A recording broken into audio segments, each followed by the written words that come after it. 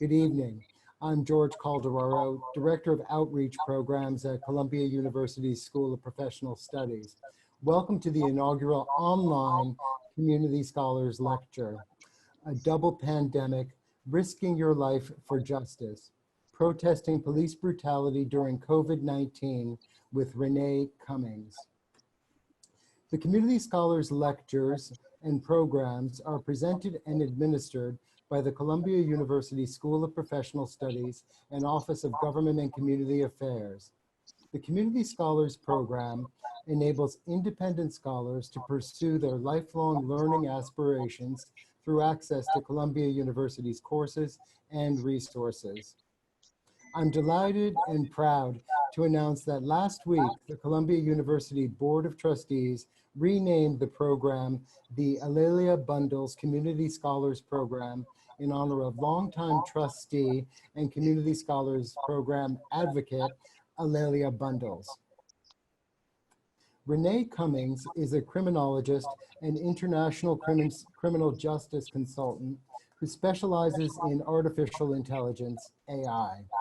She's committed to using AI to save lives and to deploy real-time solutions to urban challenges, including ensuring that criminal justice is the conscience of AI and criminologists play a critical role in co-designing the future.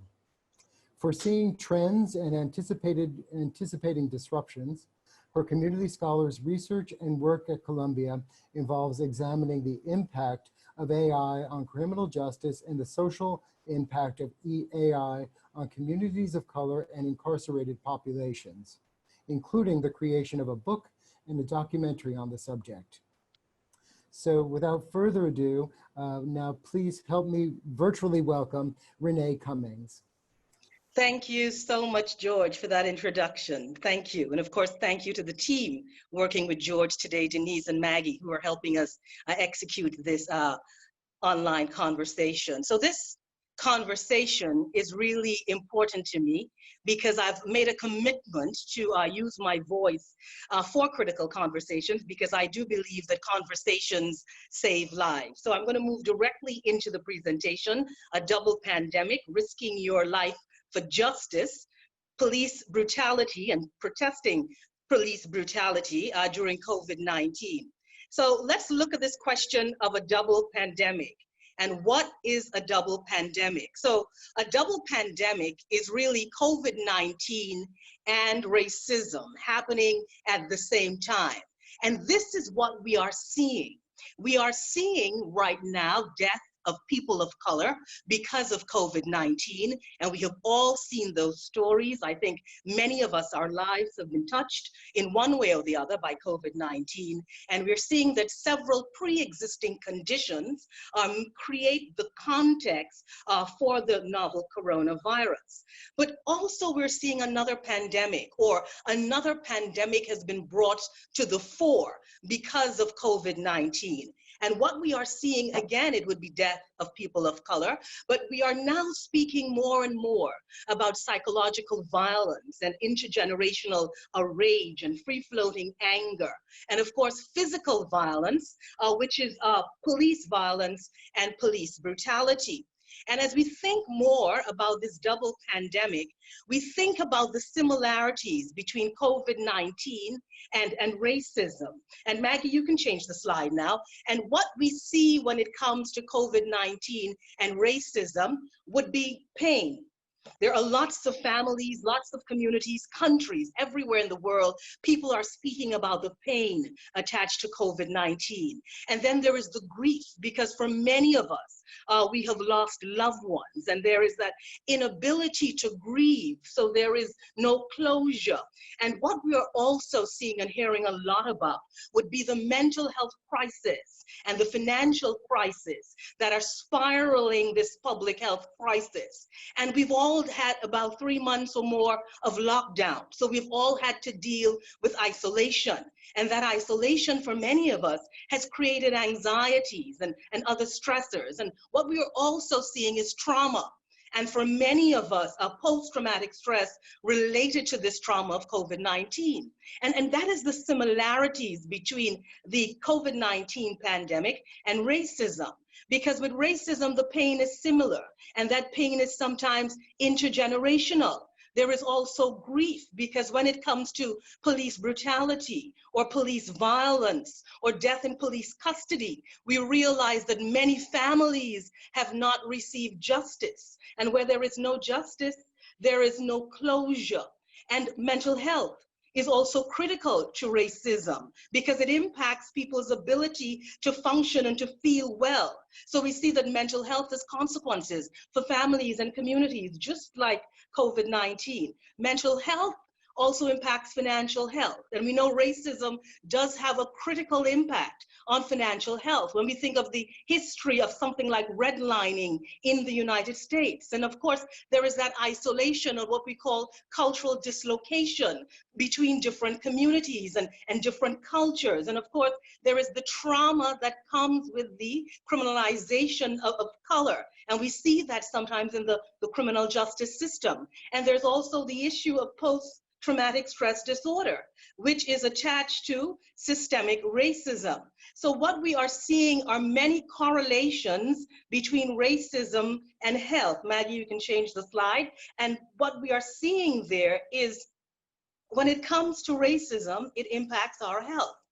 It impacts our health because it is a social determinant of health.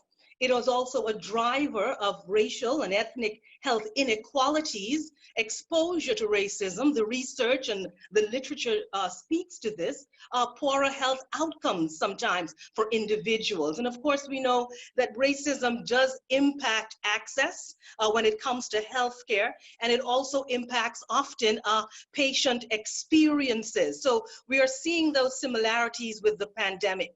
What I wanted just to share with you would be a little bit of comparative analysis. And what we're seeing is that the similar impact of this double pandemic is something that's happening in the UK. So in the US, we know the Latino community, the Black community, African American, Afro-Caribbean, African, of course, Native American communities, all heavily impacted by COVID-19. And in the UK, they're seeing the same thing, what they call the Black Asian minority ethnic group.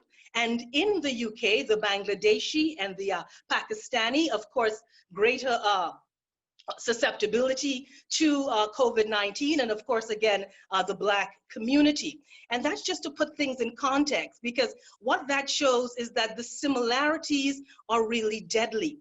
And what we are seeing are some of the health-related similarities are also related to the criminogenic aspects of communities. And criminogenic does not mean criminal. What it means are socioeconomic and sociocultural factors that create the context for a particular type of behavior. So what are the similarities we're seeing when it comes to racism and when it comes to the impact of COVID-19 on your health and the individuals who are impacted most? Many of them living in communities that are high needs and underserved, many of them living in neighborhoods that need more resources. Poor housing is an issue, cramped conditions, higher unemployment, lower incomes, limited access to healthcare. And we're seeing that those similarities that really create the context for COVID-19 are the same socioeconomic conditions that create the context for what many people are experiencing because of structural racism. And again, those individuals and those communities are all essential workers, the same in the US and the UK, healthcare, public transport, care work, cleaning, taxi drivers, security jobs, sales. So we're seeing the same thing. What we are also seeing is that many of these are considered, when we look at pandemics and when we look at violence and when we look at racism, the similarities there continue because they are all public health issues. So pandemics require public health strategies, and that's the many things that we had to do, self-isolation, wearing masks, also being on lockdown. So these public health pathogens really inform how we have had to operate with each other for the last 3 or 4 months. Violence, the etiology of violence from a criminological perspective, from a public health perspective, also needs a similar kind of response. And when it comes to racism, well, we have our psychiatrists, and 2 very popular psychiatrists, Carl Bell and Edward Dunbar, who described racism in the 2012 Oxford Handbook of Personality Disorders as also a kind of public health pathogen. So now we're talking about protesting police brutality during COVID-19. So we've seen the similarities and why it is being called a double pandemic. When it comes to protesting, it's about racial injustice and that lack of social justice. But many of the conditions where many of our young people and many individuals in our society, and what we are realizing is probably the most diverse crowds ever, we are seeing protesting in the United States, but they are protesting in a context where large crowds, of course, means that you are risking your life because you are making, or you are now exposed to many of the issues that can bring on COVID-19, and we are seeing when it comes to crowd control, particularly using tear gas and how that impacts the lungs. And many the experts are saying that just tear gas at this time could create a public health disaster. If people get arrested, they're in close contact as they're being transported to be processed. If they're in a holding cell, again, they're in close contact. And when they go through these experiences, now they're making themselves more and more vulnerable to COVID-19. They could take that home to their families and their communities. And unfortunately, if the situation becomes so unfortunate and they do end up in prison, we know what the percentages are in prison when it comes to COVID-19. So what we've been seeing from the context now of artificial intelligence are many of the tools that already existed for criminal surveillance are now being tweaked just a little bit for health surveillance. So if you've been following what has been happening, let's say in China, in South Korea, in Thailand, we are seeing that they've been heavy into using technology, particularly contact tracing for monitoring, testing, isolation, geofencing apps on your phone that ensures that you don't violate quarantine, threat mapping apps, which allow you to know who around you has been affected with and infected, or who has had COVID-19. And of course, many of the similar AI strategies are being used to develop the vaccine. Now, many of these criminal surveillance tools have already been in the pipeline. Many of them already been used. We've been seeing it in big data policing, in digital profiling, which also has been seen to be racist, in predictive policing, and of course in racially targeted surveillance. So we are seeing that similarity again. And also what we've got to think about now is public health and public safety versus privacy and patient protection. So wherever a data-driven strategy is in place, like artificial intelligence, new questions are being asked.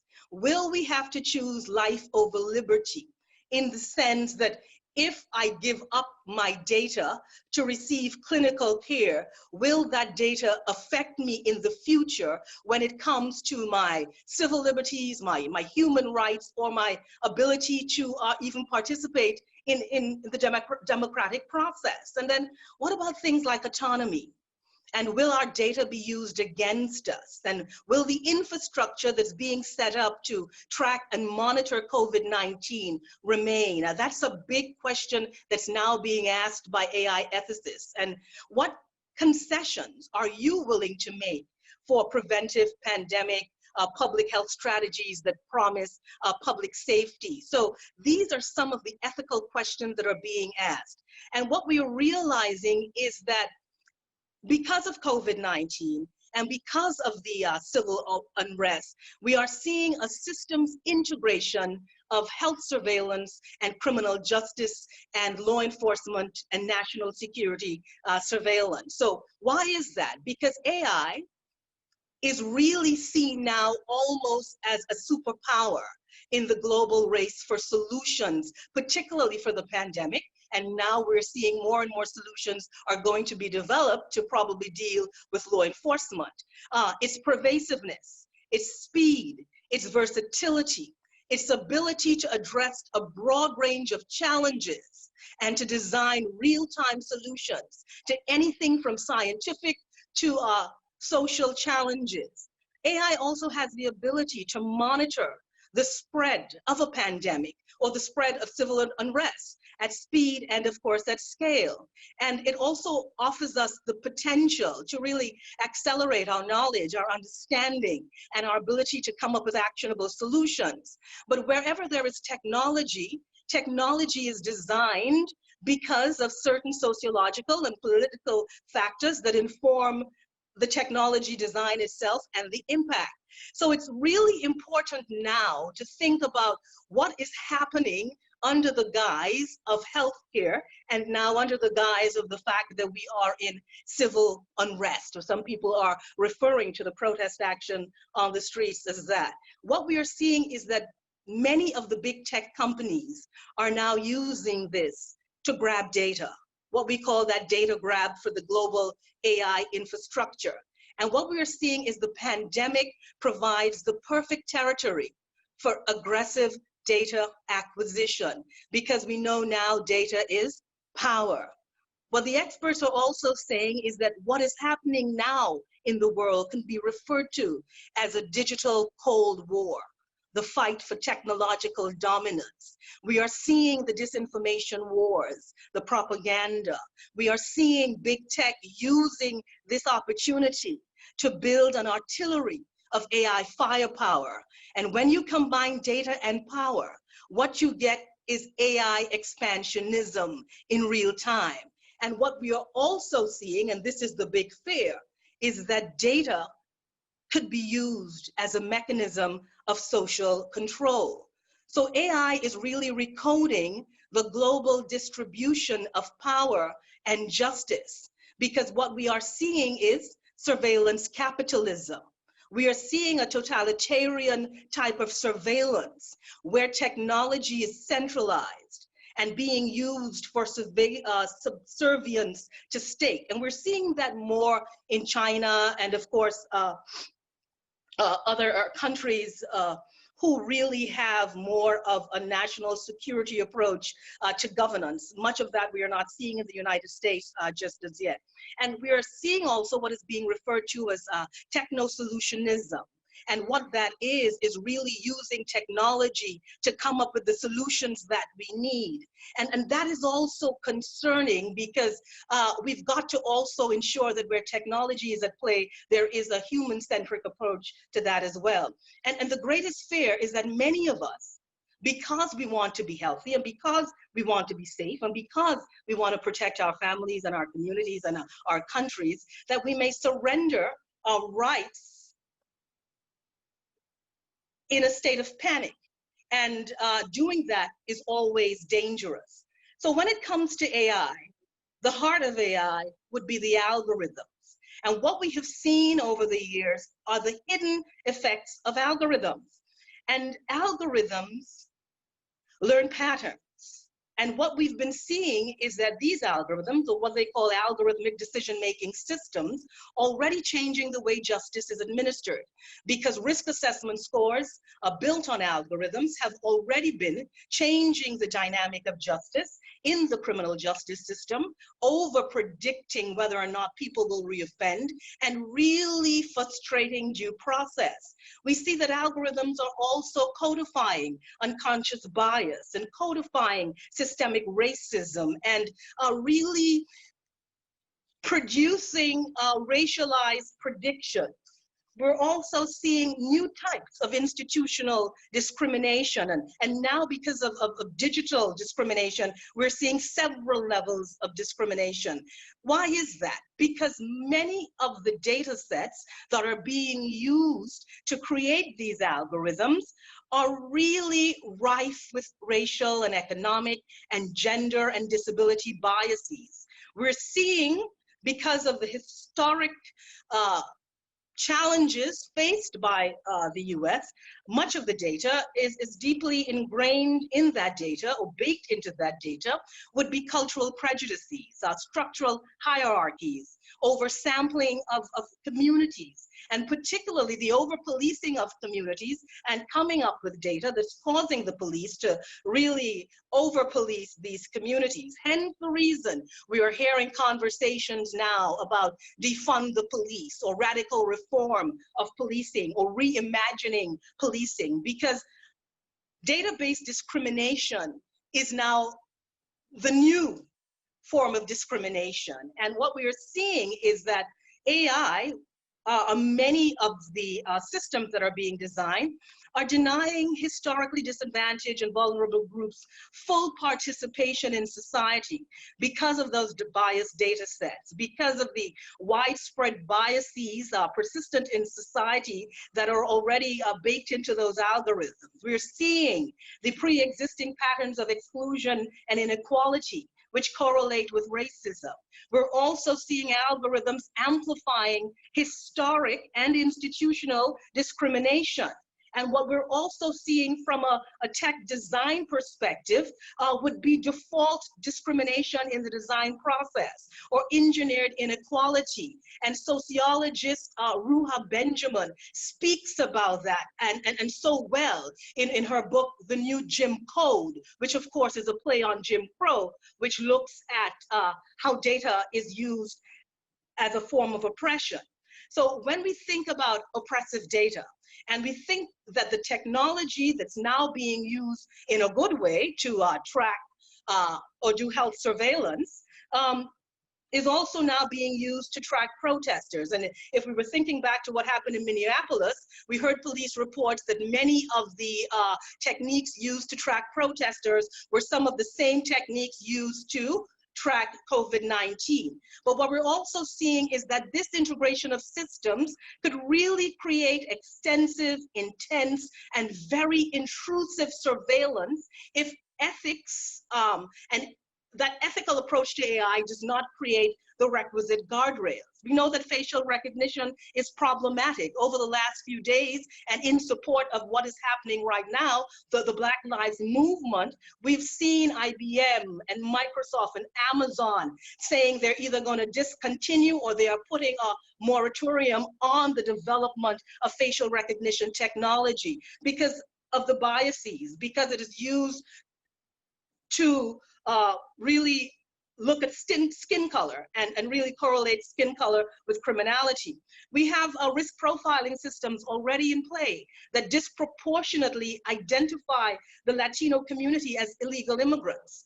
There are credit scoring systems that disproportionately identify Black and brown people as unworthy. And then we have to ask the question, what is the formula for unworthiness to create an algorithm?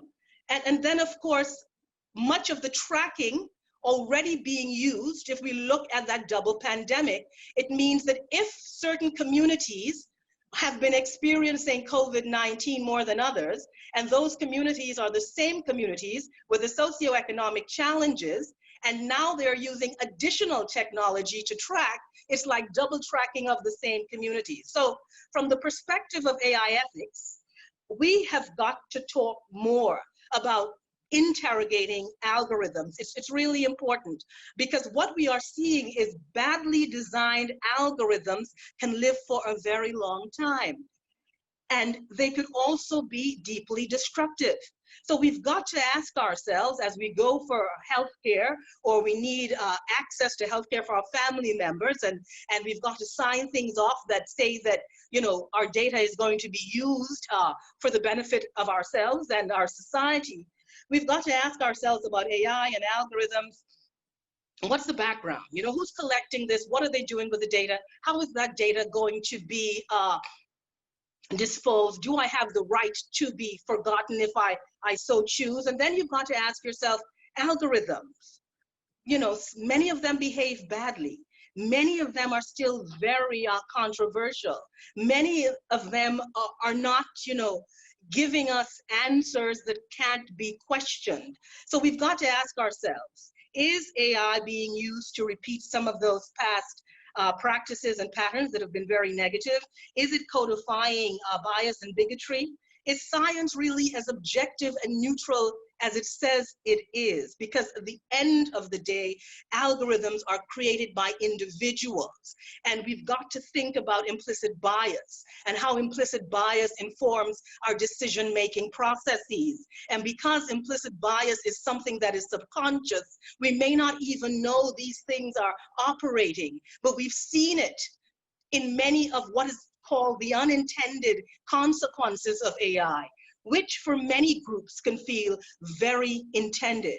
So at the intersection of criminal justice and AI, where I operate now and where I'm operating as an AI ethicist and really trying to bring attention to what is happening in AI and ensure there are those public conversations that really support trust, public trust and public confidence in the development of this technology. I speak now about data consciousness. We've got to be conscious of what is happening with our data, because these are ever-changing times, these are uncertain times, these are turbulent times, these are unprecedented times. And because they are unprecedented times, many of our policymakers are saying unprecedented times call for unprecedented measures. But if the ethical guardrails are not there for dealing with data-driven technologies, what we would find is that a technology that, like AI, that is so promising and that can do so much good for humanity could also be really, really dangerous and create extraordinary peril. So when it comes to data consciousness, we have got to strive and to advocate for proper justification for the use of our data. And this really calls for due diligence, because what we have been seeing is, because technology is always a few years ahead of the law, many tech companies do have the opportunity to do what they need to do and then create the kinds of loopholes that you would find legal challenges sort of falling into. We've got to ensure that we are diligent, because the things that we need to pay attention to would be due process and duty of care, and to ensure civil rights and human rights are always protected. So this is why we're saying any use of technology, because of this systems integration of health surveillance and criminal justice surveillance, needs to have some sort of sunset clauses, because civil rights and human rights must not be compromised. And this comes to what I call the digital chokehold. And the digital chokehold is what we are seeing right now in the realm of data-driven systems, because we are seeing digital bias, we are seeing digital discrimination, we are seeing digital marginalization, we are seeing digital redlining and digital victimization.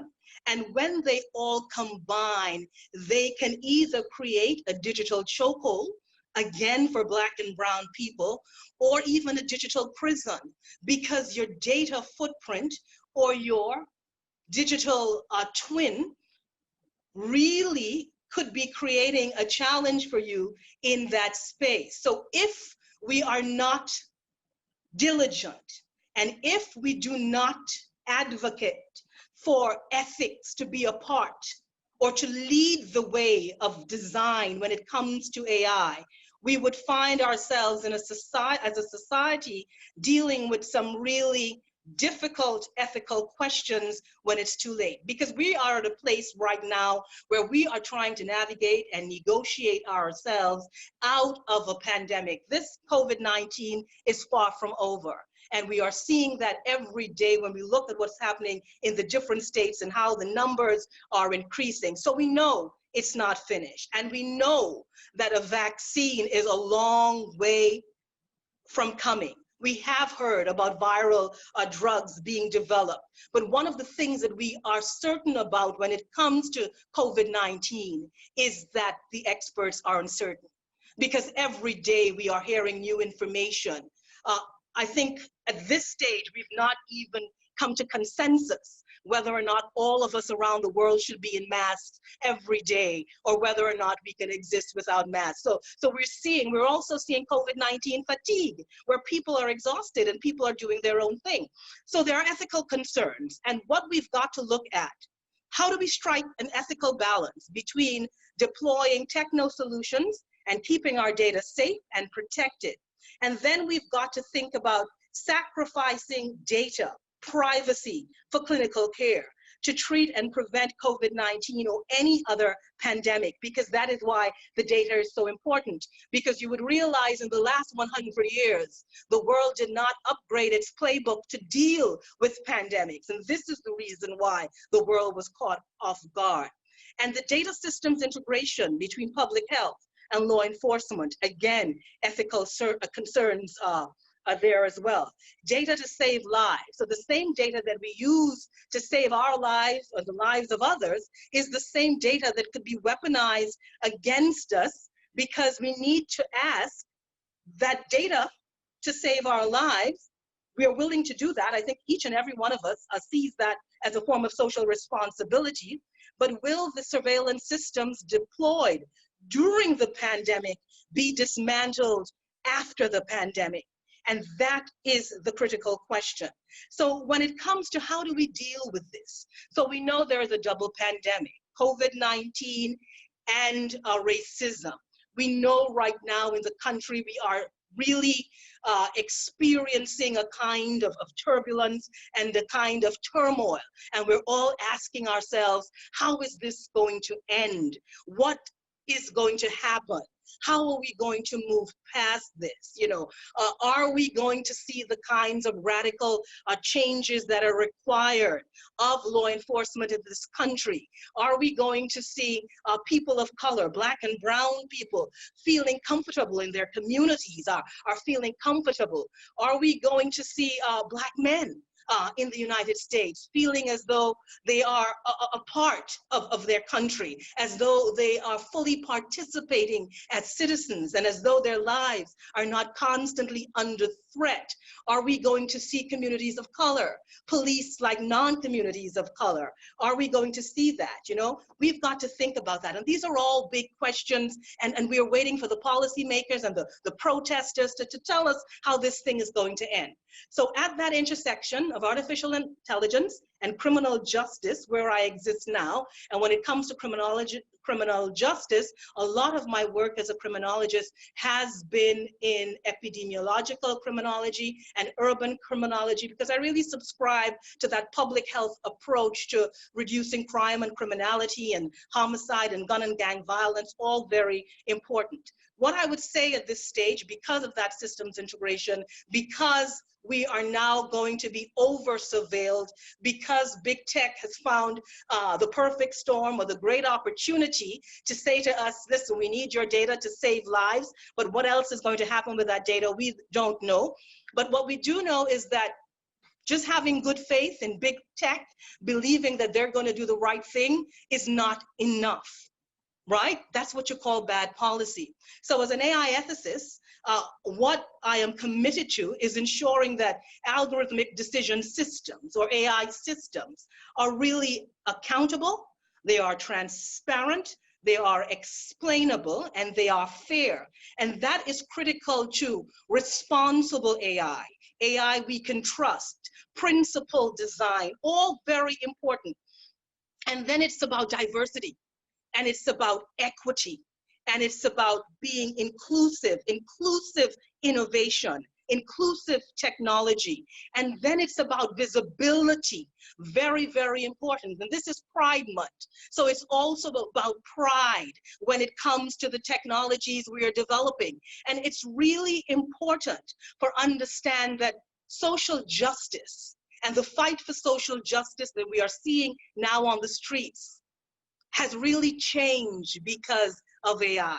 because we could be fighting another battle on the streets, not understanding that there's another battle to fight in that digital space. So I think for me, now being on the front line of that battle to ensure that AI is really responsible and ethical, I decided that, as I said at the beginning, conversations are so critical. Because with this conversation we have started today, I hope that you use this conversation to become a little more diligent, to become a little more conscious about your data, to pay attention to these new systems that are that are being designed and that are being deployed, and to understand that data is power.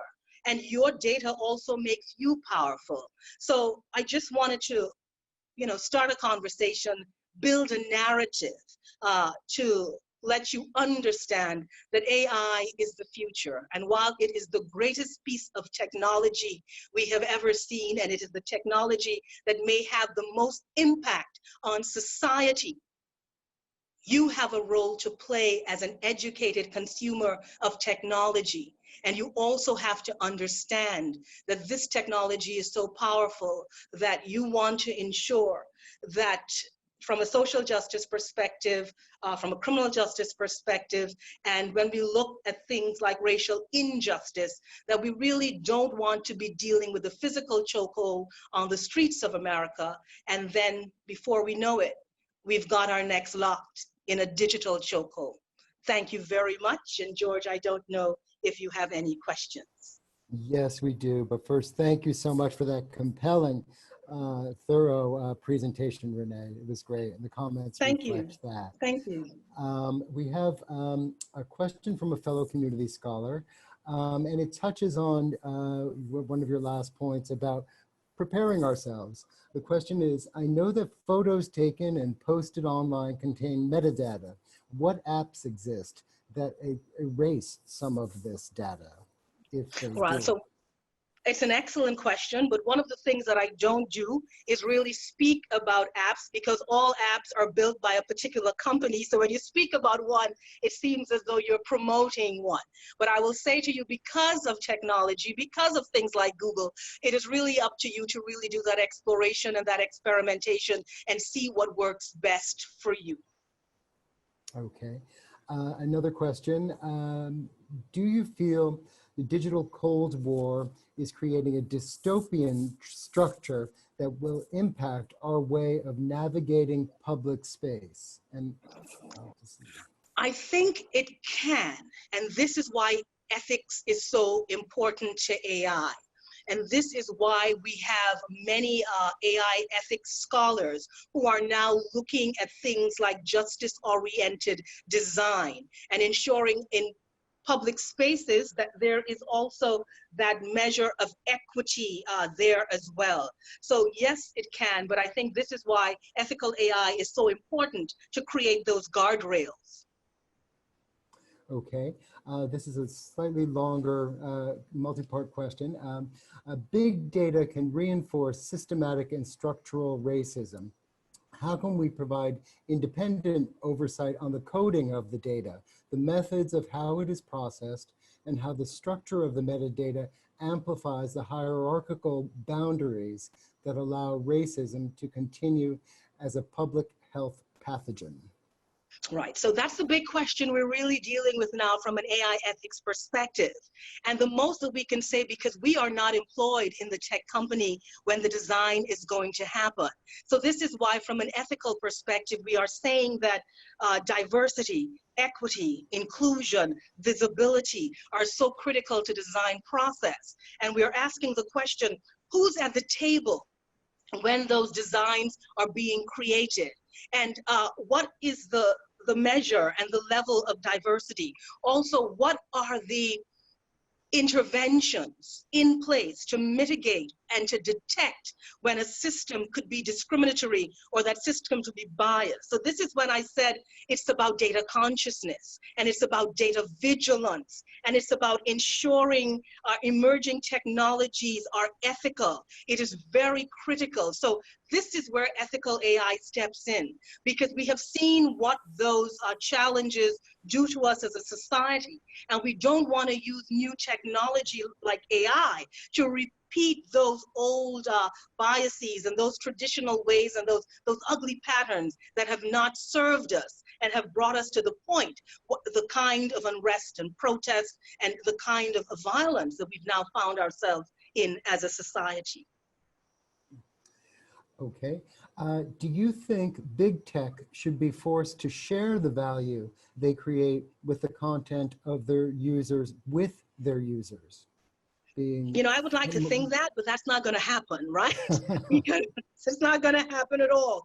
So what we really need to enforce from the perspective of the organizational culture, from the boardroom and the C-suite, is to ensure that these companies really practice what they preach, because many of the big tech companies have created the advisory boards and the ethical frameworks that speak to what is supposed to be ethical when it comes to AI systems, whether or not they're just doing what is called ethics washing, you know, so like window dressing, or whether or not they're actually doing the work. I think stakeholder engagement and stakeholder participation in the detection and mitigation process is critical, because for an AI system really to be legitimate, it must have public confidence and public trust. So the work that I'm doing right now is that level of advocacy to say that somewhere in the life cycle, or at every stage of the life cycle, from design, development, and deployment, that we have some sort of stakeholder engagement to represent the interest or to represent public interest. Okay. Another question from another fellow community scholar. Since you've so masterfully defined the uncertainty of intentions regarding the mining of COVID-19 data, should African Americans, and I guess this could go for anyone, but should African Americans in particular say no when contact tracers come knocking? What are our rights?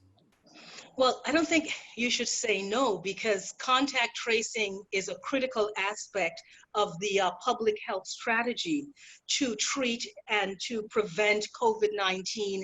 And that data is critical, as we are saying, to ensuring that we don't face future pandemics, or if we do, that the playbook has been updated.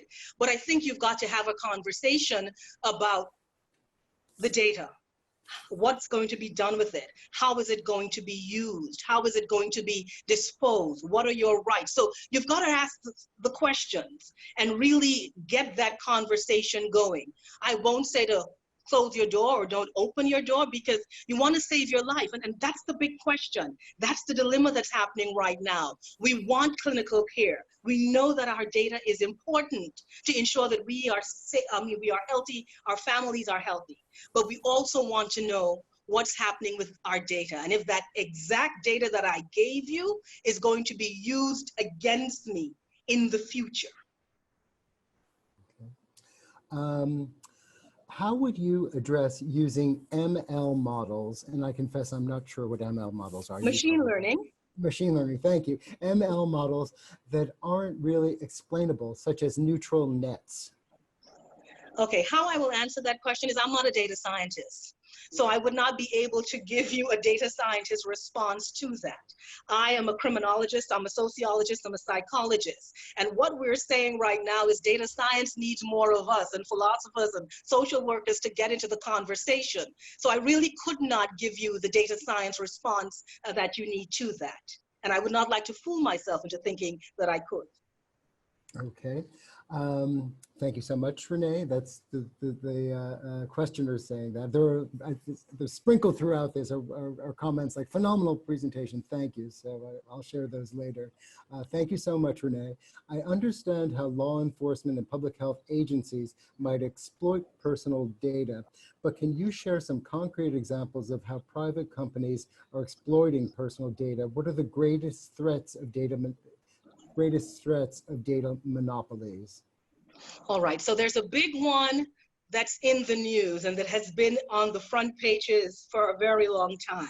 And that would be Clearview AI. And I'm only calling the company's name because it is already in the news. And we know that companies scrape probably billions of photos, they said, off of the internet, to use that to create a data set where you can present any photograph. And once you present that photograph leads you to every other photograph that person has probably taken, tagged, and of course, all the social platforms that that individual has appeared on. It's really a perfect tool for law enforcement. The thing about it is the company said that we were using it for law enforcement alone, but what the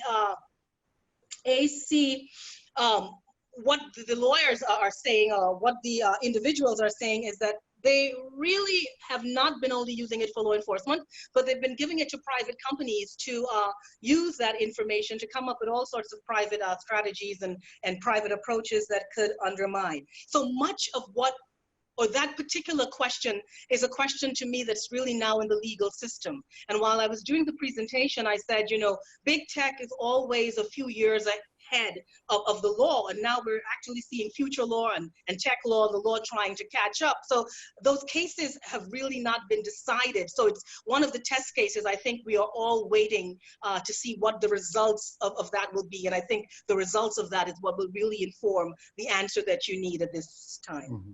And this is a related question, which you may have answered in your previous response, but are there any privacy laws currently in place that protect the data being collected for COVID-19? Of course, all the companies are creating privacy laws, and those laws are on the books right now. They're ethical frameworks as well, from the European perspective, from the American perspective. But yeah, they're there. But are they being enforced? Or they are done and they are written in such a way that they can still do what they need to do, because many of us are not paying attention to it, and it is written so tightly but yet so loosely at the same time that it gives them the opportunity to do what they need to do before we wake up to the fact that it's been done. Okay, this is a broad question. Is it likely that we'll be able to create/find data sets that don't contain built-in bias? And if so, how? Well, this comes to really scrubbing the data, because we know it's dirty, but there are things that are being designed. There are AI systems, there are algorithms that are being designed to check and detect and mitigate bias. But we're also saying we also need augmented intelligence, right? So where there's the AI system, there must be that human leadership of the AI system.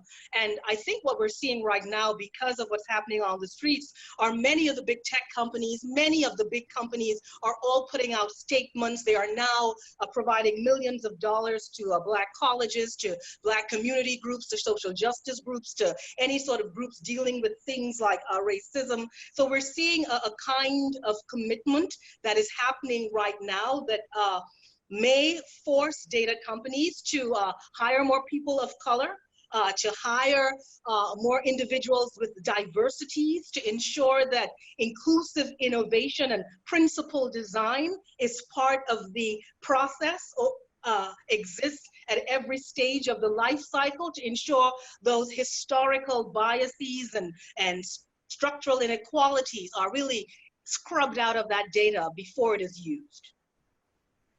And from another direction, do you have examples of big tech AI companies that have behaved using algorithmic discrimination? I know you're reluctant to name companies, but well, there are companies that have been out there, and I'm going to I'll name the ones that have been in the news. So we know that Amazon had designed a hiring tool, right, for HR. And because the algorithms were trained on data that represented, let's say, white educated males and colleges that they may have attended, and competencies and capabilities that they may have had, and there weren't included, let's say, data sets belonging to women and then female colleges or women's colleges, what that hiring tool did, it hired a lot of men.